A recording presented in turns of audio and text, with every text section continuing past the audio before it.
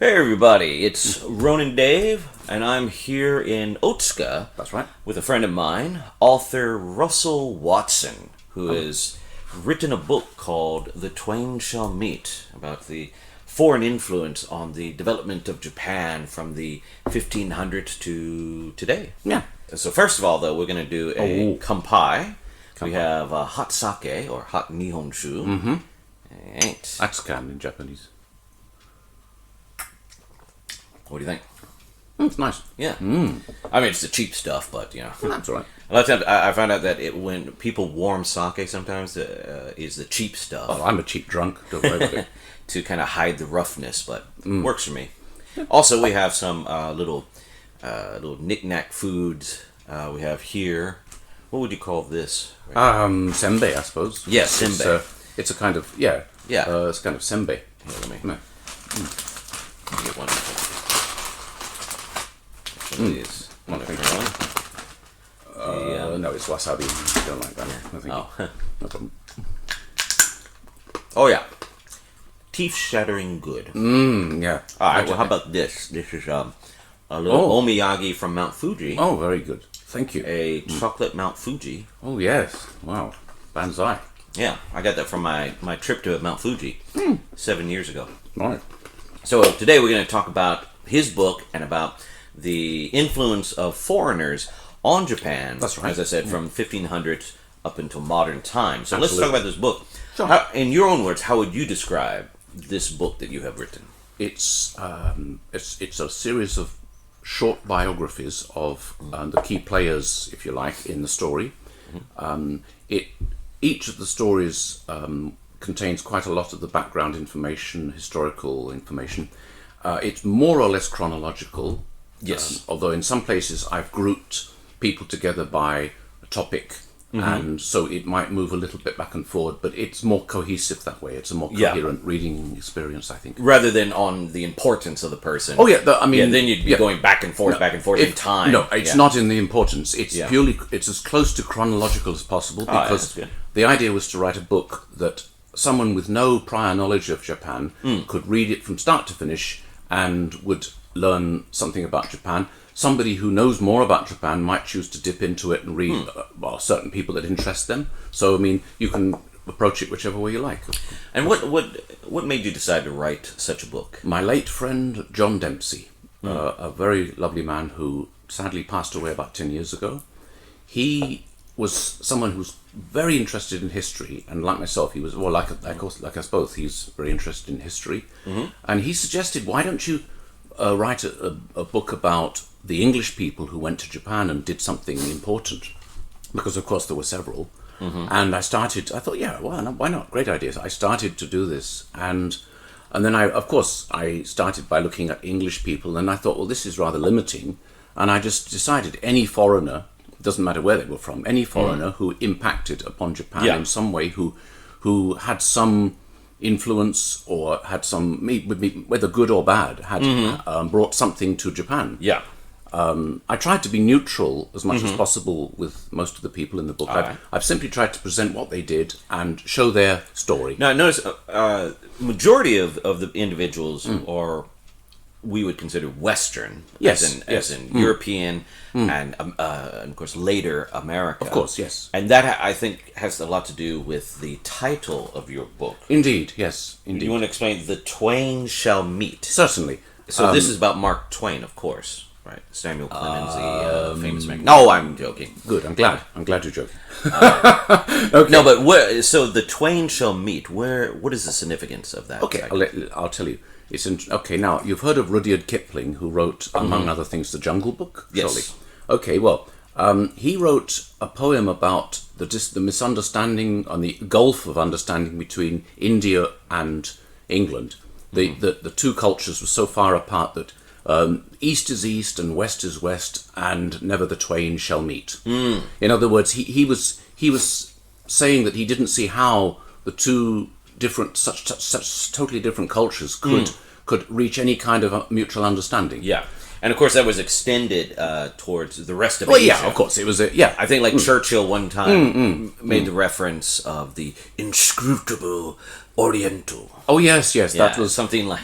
Well, yes, that's right. That was the inscrutable Oriental. Was a myth that existed for a long time, and the whole idea that it's impossible to understand, specifically Japanese culture, is, of course, ridiculous. Yeah. I mean, Kipling wrote that over 130 years ago, and I don't think he knew that much about Japan. I think he was basically referencing India, as I said. Yes.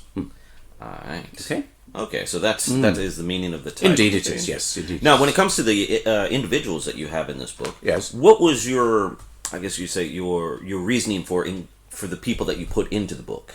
Like, your criteria for choosing them? Well, I chose people who did something, okay, to put it simply, people who actually did something that was notable, that resonated with the country in some way, that actually...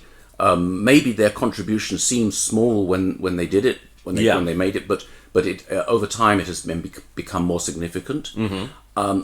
I chose people based purely on that criteria, that they did. Some of them didn't actually come to Japan. I mean, some of them, but they still a few impacted. people you mentioned. Oh yes, in here. Arthur Waley, for example. Never came to Japan and yet had a significant impact in the Twain bringing East and literature, West basically translation of literature. Arthur Waley barely ever left England. He barely ever. That's right, Tale of Genji. Good. He barely ever left England. In fact, he didn't like travelling, and apparently that was another reason. He didn't have any money, so so he didn't go very far. Yeah. That's right. So go on. And any like those that you didn't put in the book? Was okay. Yeah. Well, I mean, seriously, you can see how big it is. Yeah. I mean, that's why... you just can't put every single person. You've just answered your own question there, yeah. I tried to get as many people in as I could. And he has a lot. And there are people I left out. I wanted to include. There were whole areas, for example, the history of nursing in Japan. I would like to have included that, but I just didn't have room. There was the history of nursing. There would have been one or two other fields that I simply just had to pick some of the key players. I couldn't get everyone in.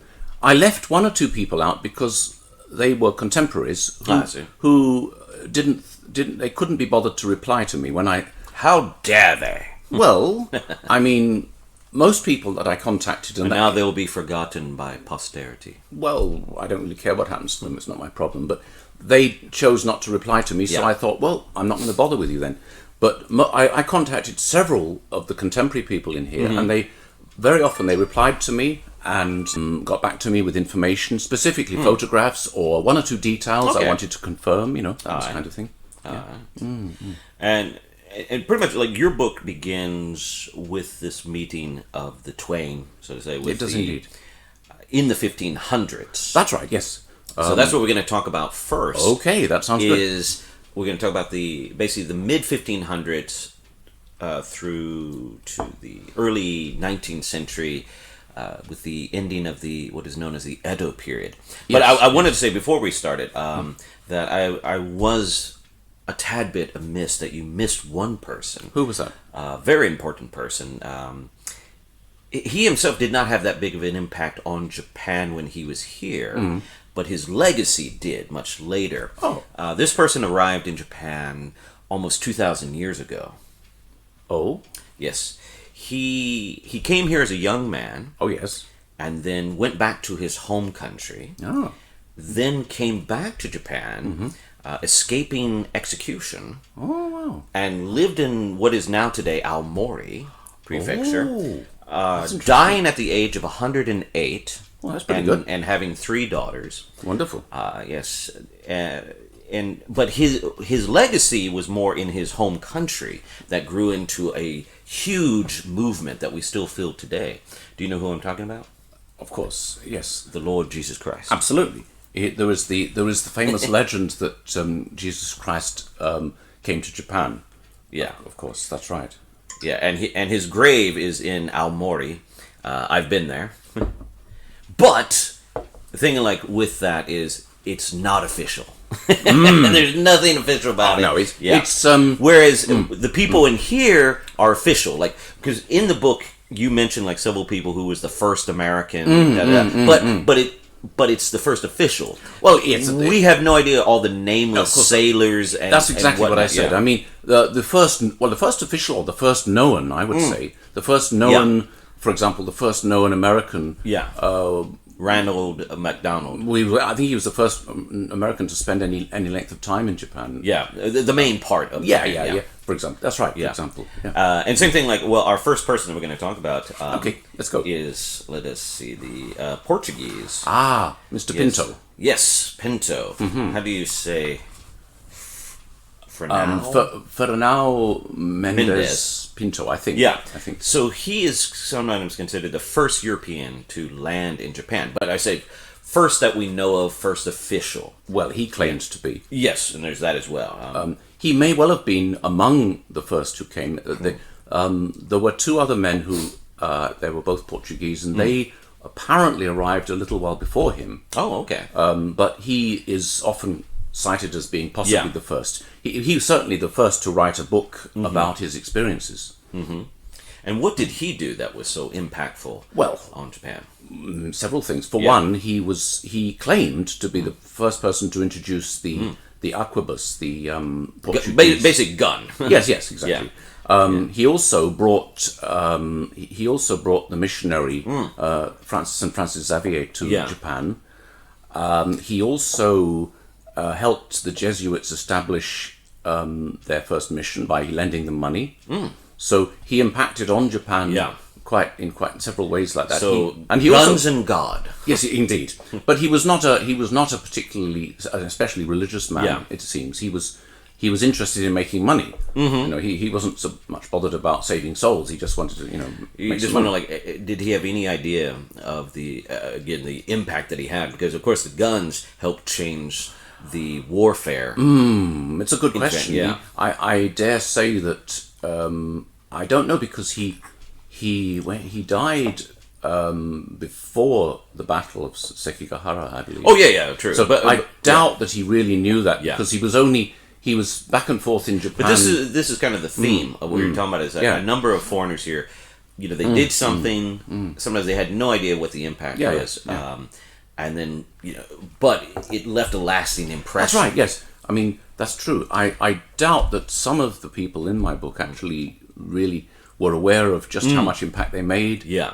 Some of them died, of course, quite young, and some of them returned to their native lands and probably didn't really hear much about Japan after that. Don't forget that in those days, we didn't have the sort of interconnected world that we have now. So they get the occasional newspaper story or something like that. Oh, look, Japan, something. Oh, I went there. Ooh, that kind of thing. And as I said, like, when you're just one person, right, whole ocean of people, of history, you don't, you're just like, hey, I can make money giving guns to the Japanese, and you have no idea the impact that would happen. And certainly, he landed in Tanegashima, the Tanegashima, island. That's correct. The island, yes, between, I guess you would say, kind of between Kyushu and Okinawa. It's right way down south.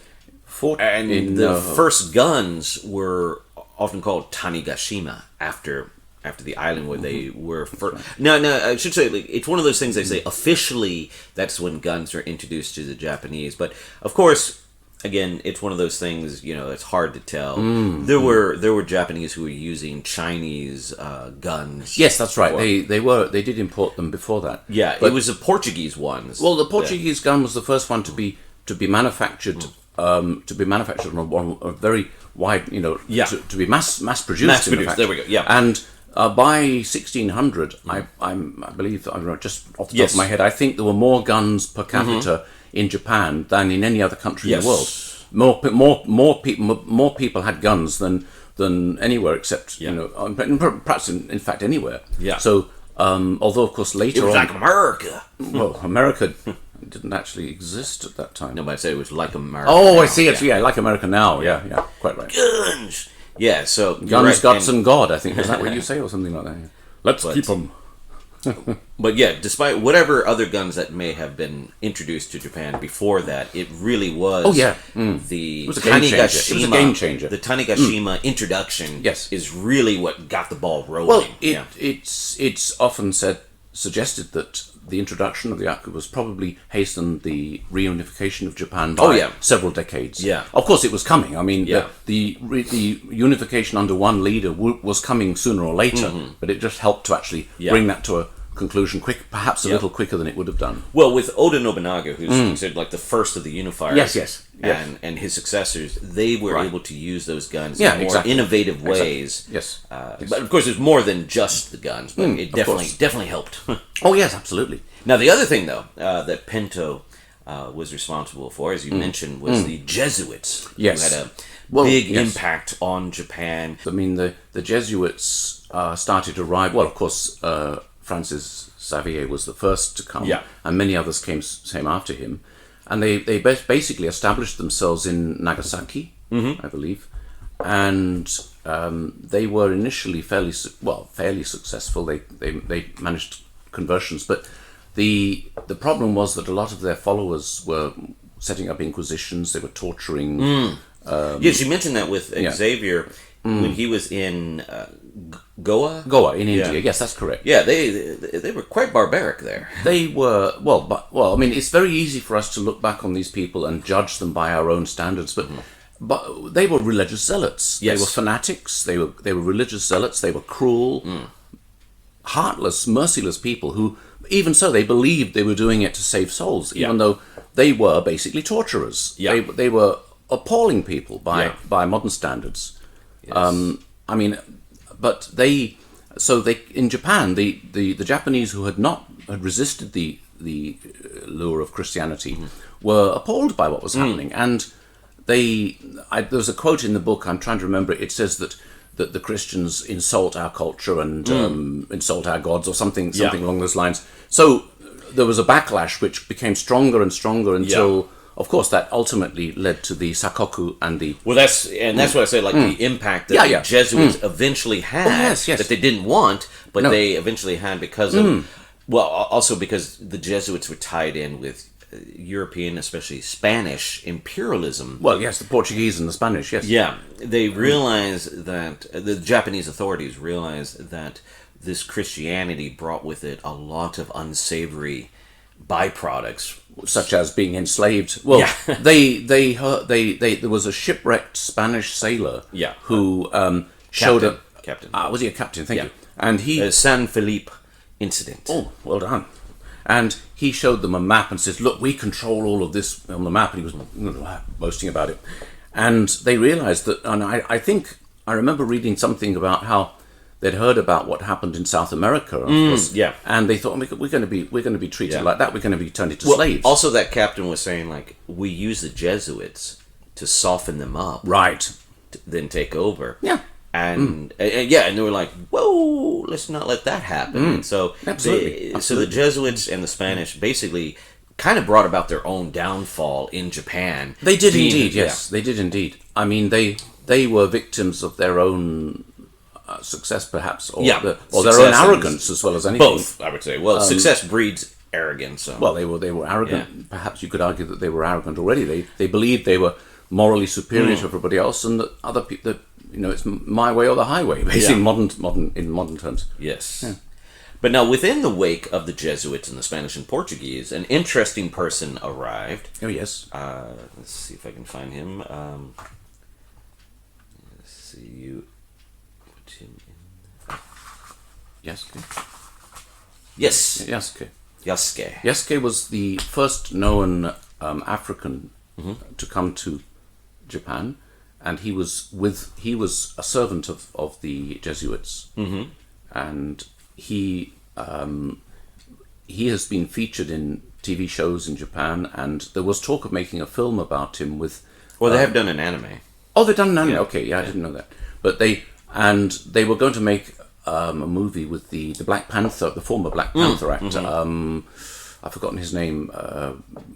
He died a couple of years ago. He died last year. Yeah, that was sad, very sad.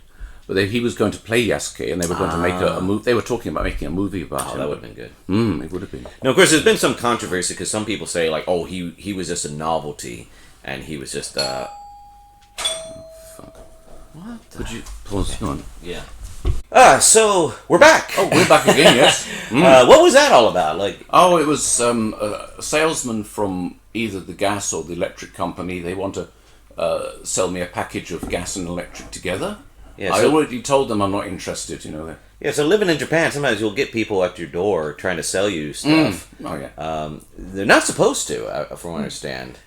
I don't know, but well, no, political canvassing is prohibited. I think. At door So to they door. don't knock on your door. No, Yeah. but commercial thing. I don't know. Maybe they do Yeah. it. Yeah. I mean, I've had a few come by, and of course, most people dread the coming of the NHK man. Well, I tell them to go take a flying walk. Anyway, let's get back to.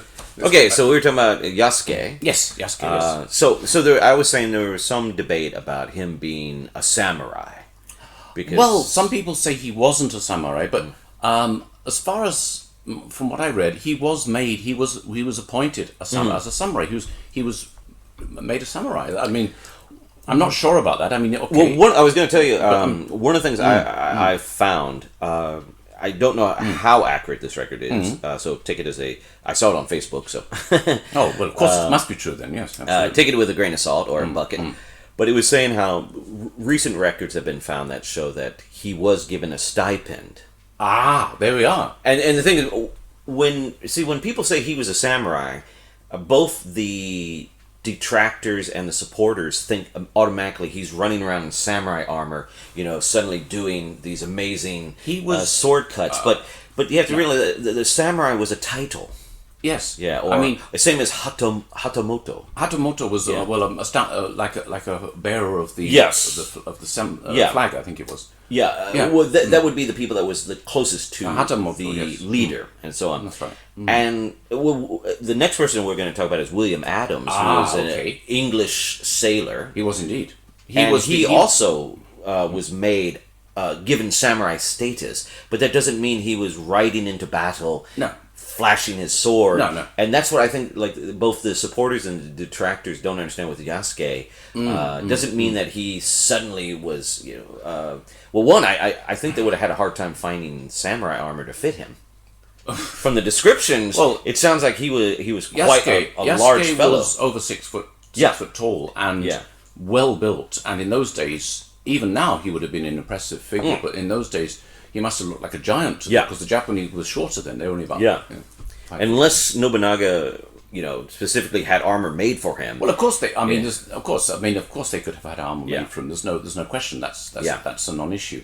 Oh, but I'm just saying, like, again, people's image of the samurai, the studying the sword art and the fighting arts or whatever, it doesn't mean that, just like William Adams, who was given samurai status, Yes. he wasn't running around chopping up ninjas. Well, of course not.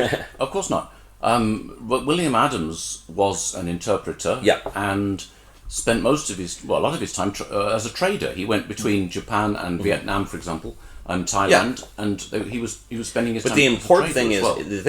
the thing is, because he was getting a stipend, he was technically a retainer. Yes. And therefore, you could say, yes, a samurai. Well, I mean, when they talk about samurai, I mean the samurai class. I mean, and I'm not that. I'm not going to say. I'm not that sort of well up on the samurai exactly, but I believe you'd say the samurai class would include, various ranks of samurai. I don't want to compare it to European knighthood, because that doing that in the 19th century caused a whole host of problems. Well, I mean, but it is similar. People, especially by the time of the 1600s, people were given knighthoods who couldn't ride a horse, of course, into battle, because again, it was a title. The and the samurai from the time from the early Edo period right up until the reopening of Japan, they were basically bureaucrats. Yes, they carried swords and they practiced martial arts in their back gardens or whatever, but they were not.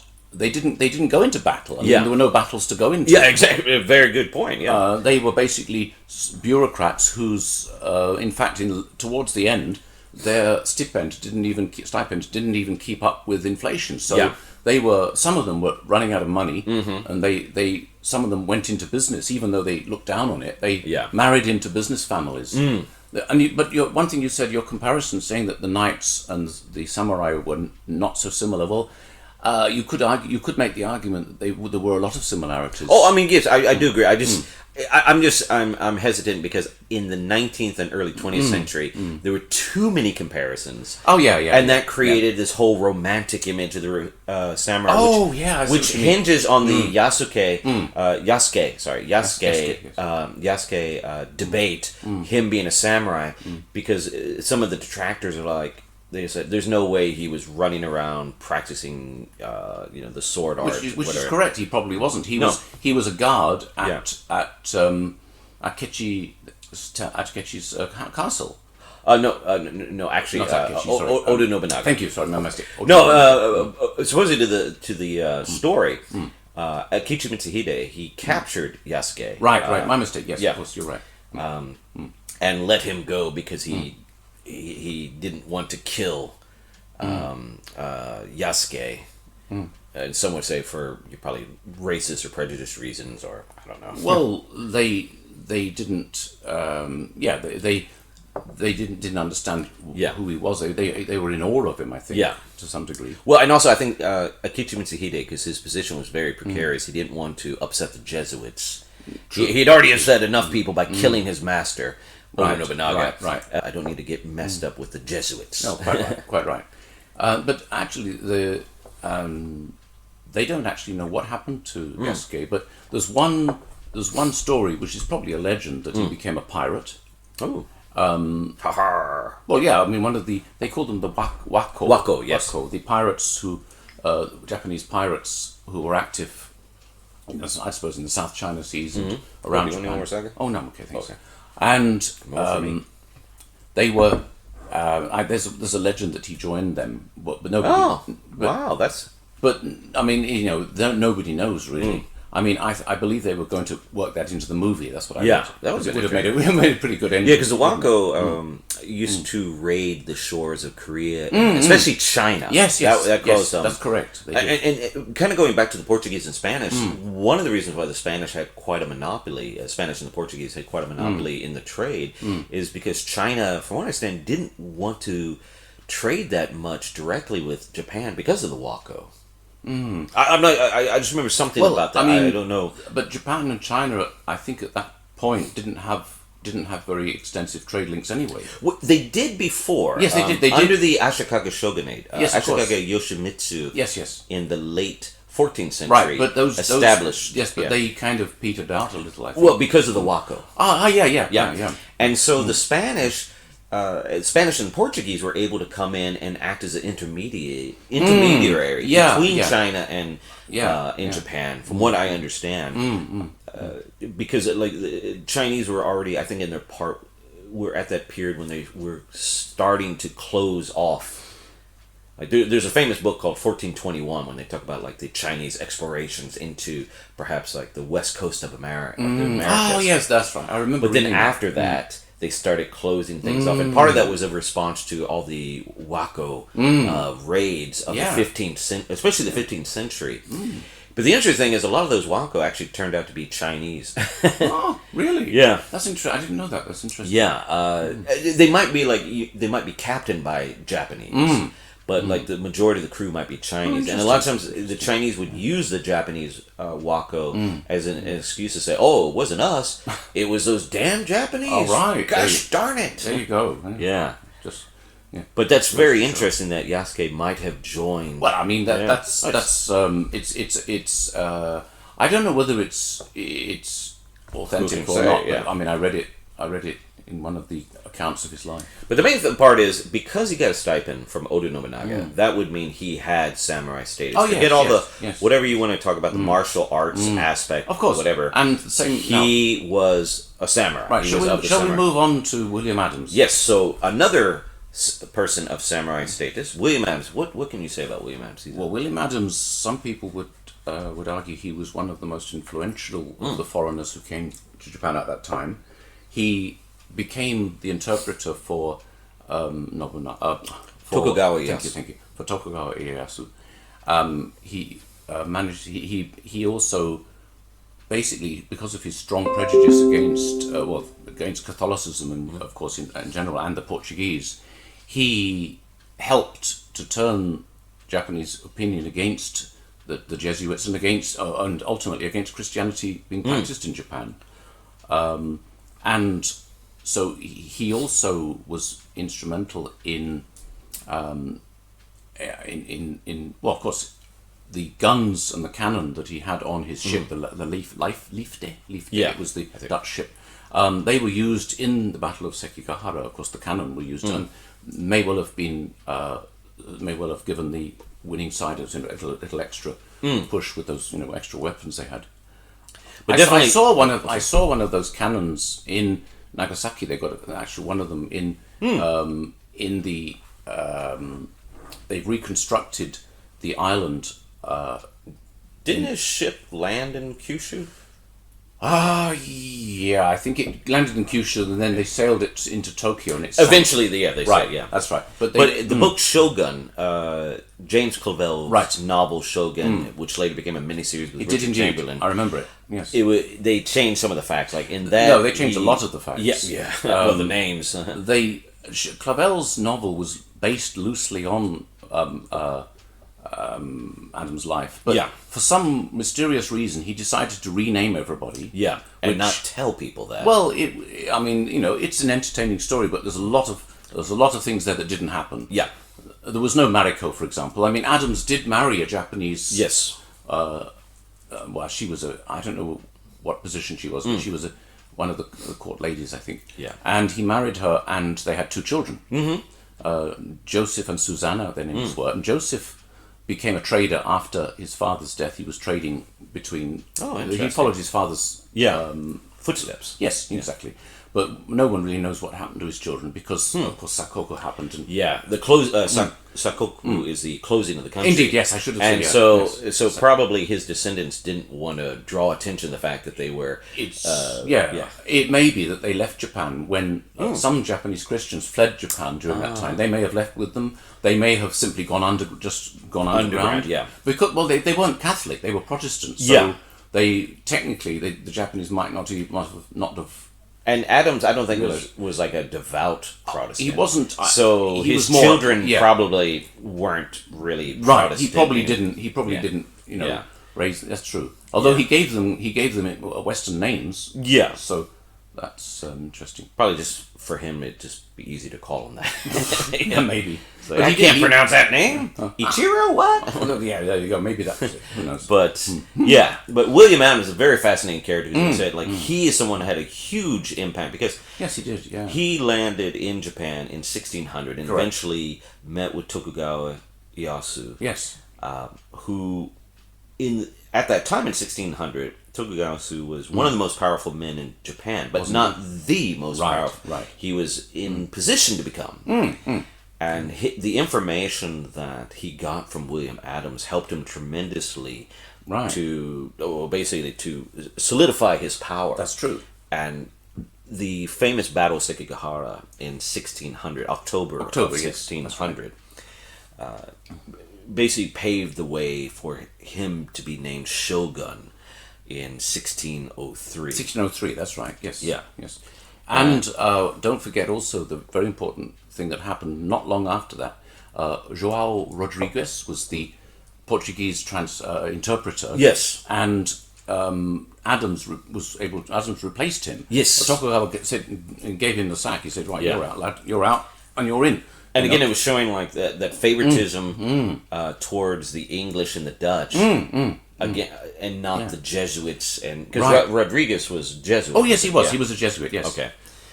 He was. I mean, the Jesuit. I believe the samurai were banned from practicing Christianity in 16. By Tokugawa. Let me finish. Oh, sorry. In 1614, and I believe after that they brought in more and more restrictions, and eventually 1635.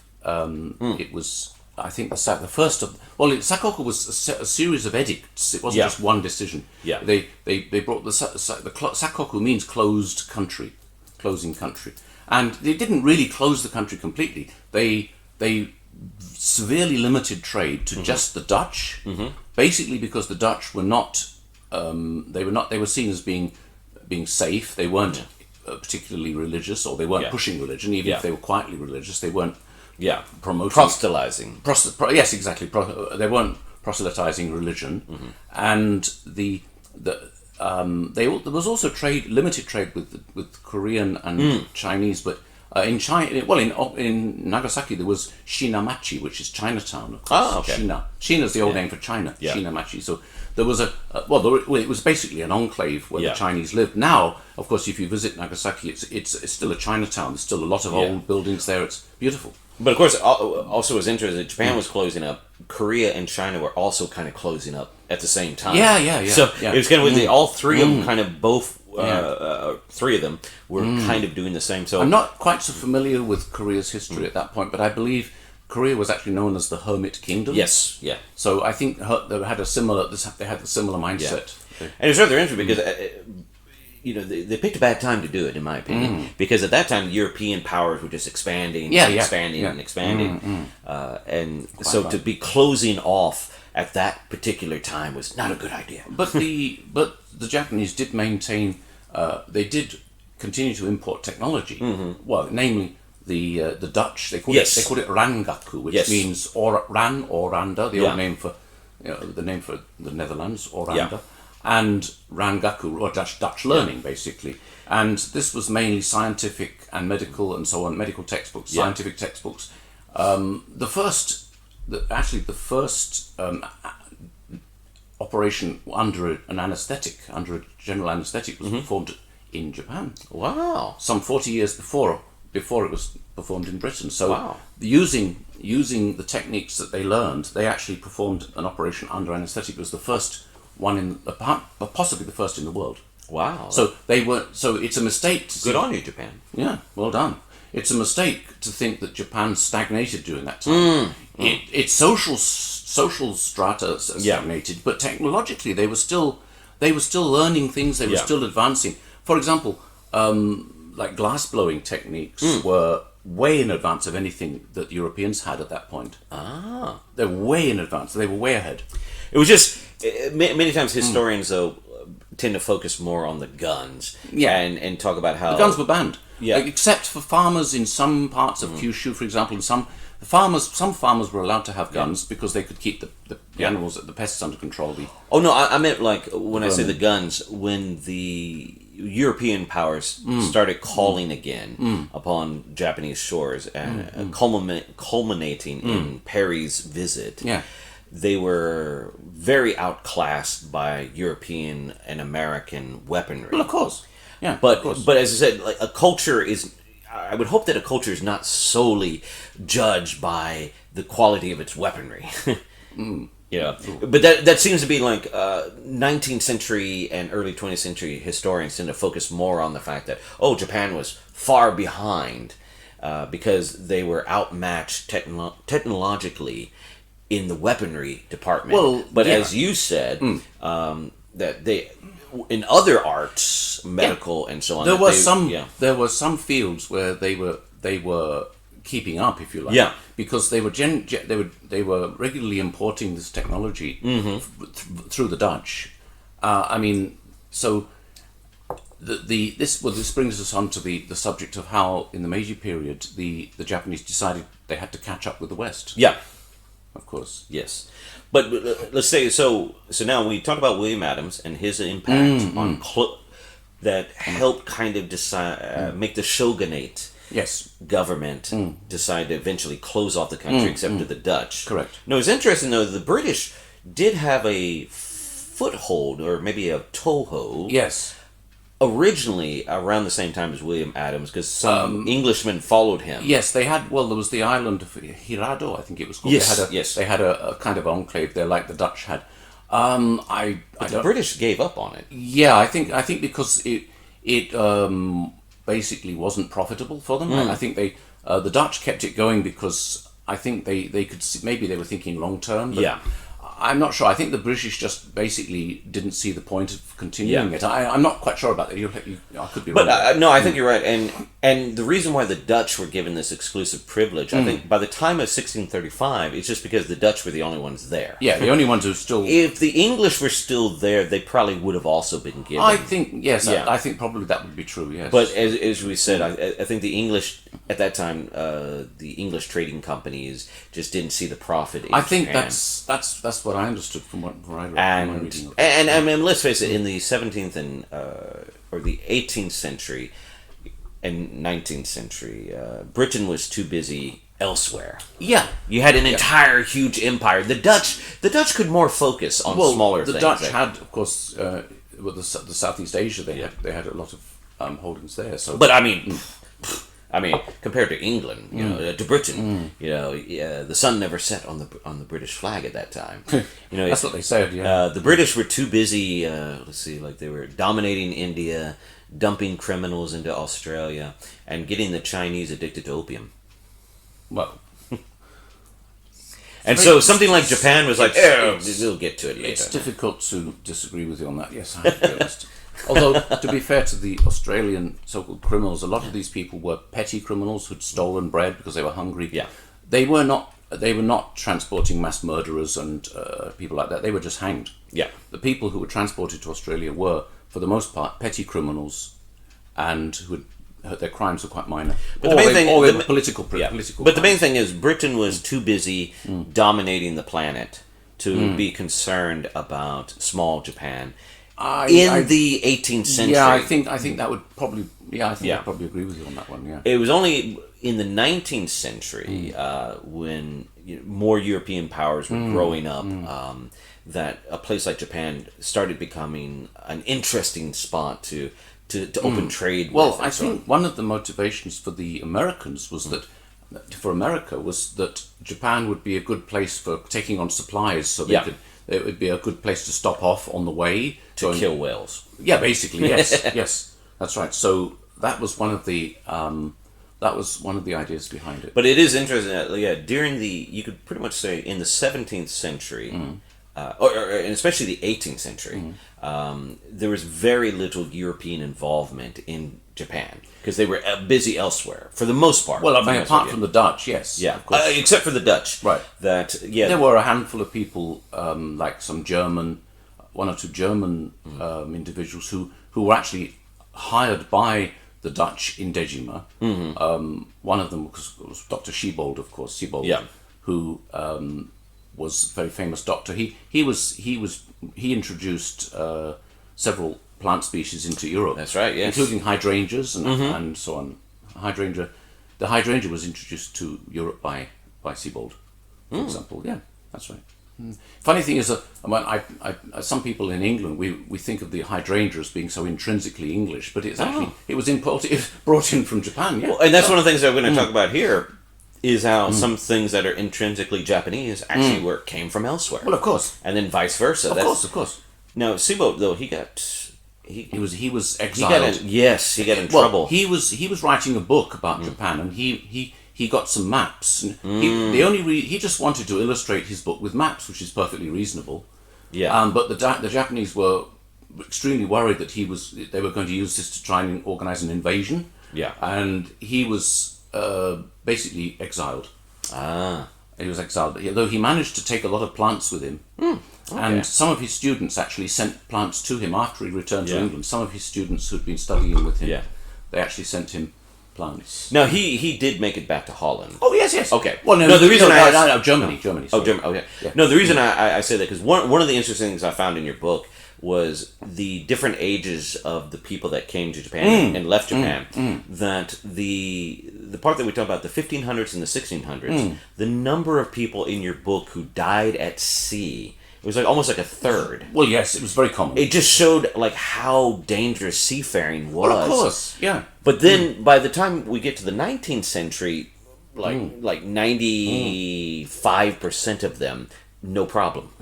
Well, yes. But it just showed how dangerous sea traveling was in the 16th and 17th century. These were little leaky wooden boats. Because quite a few of the Dutch that you mentioned they died at sea at one point. Right. Yes. And something with William Adams, one of his ships went down. Yes. Yeah. One of his compatriots that was on the original Life. Yes. Yes, he was Dutch. Yes, that's right.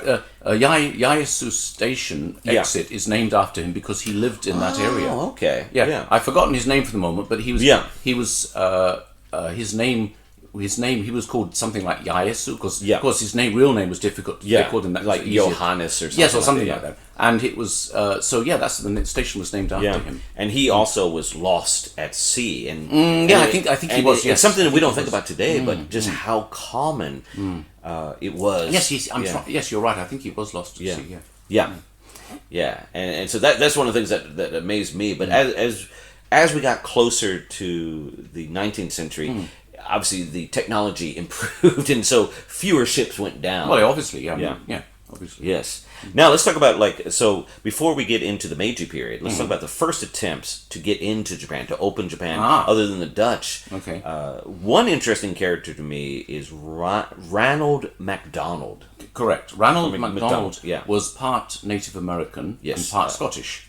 Chinook people of the Pacific Northwest. Well done. I think Oregon was Washington. Yes, Oregon. Oregon. Oregon. Yes. And he had this idea he wanted to go to Japan. He wasn't actually the first. Yeah. He was not the first, but he was probably the first American to spend a significant amount of time in Japan. Yeah. Not locked in a prison. Yes. And he spent about 10 months in Japan because he managed to make it look like he'd been shipwrecked in Hokkaido. Yeah. And so he staged it because he knew if he just sailed in a ship, they would throw him out or they'd kill him. But he made it look like he'd been shipwrecked, and he was taken to, I think it was Nagasaki, and he was held in a temple. He was kind of under house arrest. He wasn't allowed, I think he was not allowed to actually walk around. He was just kept there. But there were other American sailors. They were mostly in there. prison. They were in prison. But it shows that he was not the first American. Right, no, he wasn't. But it shows but he was the first that can be officially documented. So there was plenty of nameless people that we never will know. He was just about the first who was. I mean, technically, he wasn't the first. The first was Captain Kendrick in 1794, who he made landfall on. I don't remember which island. In the Kii Peninsula, Kiyoshima. Thank you. Yeah, Kiyoshima, and he planted the American flag. America. Yeah, right. I mean, really intelligent, culturally sensitive chap he was. I'm sure. Great, well done, good job. Thank God we've changed from those days. Oh, absolutely. But he was on one of the islands, whereas MacDonald actually got onto. He was in Nagasaki. Proper, yeah. Yes, I saw that. I visited the temple where MacDonald was held. It's all red wood. It's beautiful. Yeah, that's right. And from what I understand, he taught English. He did. He was asked to. He was actually asked to teach English to the students, and several of his students, when Perry arrived about a decade later, when Perry arrived, several of those students were. They were important as interpreters because many of them were useful because their English skills had become quite good. So we could say then that he probably was the first English teacher in Japan. Absolutely. All right, here's to English teachers. Yeah, here we are. Yeah. Out of sake, but I'm just pretending because I don't want to get too drunk. But yeah, so that and what was also interesting. I was going to say that MacDonald. You could almost say he was like one of the first weebs to come to Japan because he was one of those people that wanted to come to Japan. Yeah. Before, like the sailors that he met in Japan, they just crashed there. They had no intention. They were shipwrecked. Yeah, they had no desire to be there. But MacDonald really, when he heard the stories of Japan, he wanted to go. That's much like modern times, the people that watch the anime and so on go like, "Oh, I want to go to Japan. I want to go to Japan." Right. Exactly. So you could say he was also the first weeb that so wanted to go to Japan. Yeah, risking his own life because he could have been executed. Yeah. But when what happened was when one of the American ships tried to make landfall, and a lot of the American sailors were repatriated, and they also said, "Oh, we better send him off as well." So they included MacDonald in that group. He did, and apparently he didn't even want to go. I wouldn't be surprised. He wanted to stay, but they made him go, so he was sent away. Yeah.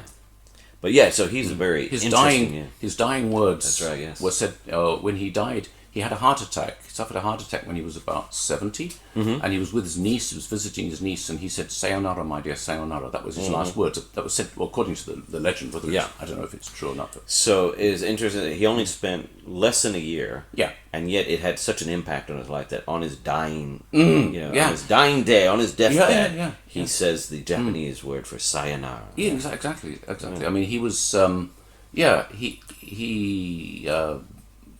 must have left a deep impression on him. Of course, yeah. But so he was just one of a number of people in the early 19th century trying to get into Japan, or to get Japan to open. I know, like the British had an attempt. Sailed into Nagasaki Harbor, I think, in 1808. A ship called the Phaeton, I think it was called, and they tried sailing in, and they were attacked. And there were one or two attempts. Yes, that's true. And also the Russians were trying to, the Russians. They were focused obviously on Hokkaido because geographic. Well, obviously, yeah. So they tried to establish a colony on Hokkaido, but they also tried to establish trade links, and the Masamune, Matsumai. The samurai there, they just said, sorry, we're not allowed to do it, and you'll have to go to Nagasaki if you want to get trade, and they won't trade with you either. So basically it didn't work. It didn't happen. So they gave up on that eventually. But it just showed like Japan was their time of seclusion was slowly coming. It was just the writing was on the wall. Because you had the Russians coming, you had the English coming, and then of course the Dutch in Dejima, they actually tried to warn the Japanese. They said, this is untenable. You cannot isolate yourself anymore. You'll have to open up because they'll force you to. Yeah. And some Japanese people, some of the leadership, some of them had realized this, and they weren't really sure what to do, but they knew they'd have to do something. Yeah. That's my impression from what I read. Yeah, they realized that it couldn't stay. They couldn't keep this isolated country, especially when you had these growing competitive imperial powers. And so having something like Japan as a trading entity, was very very desirous for the British, the French, the Russians, and the new country of America. Right, of course. Yeah. And that leads us to Perry.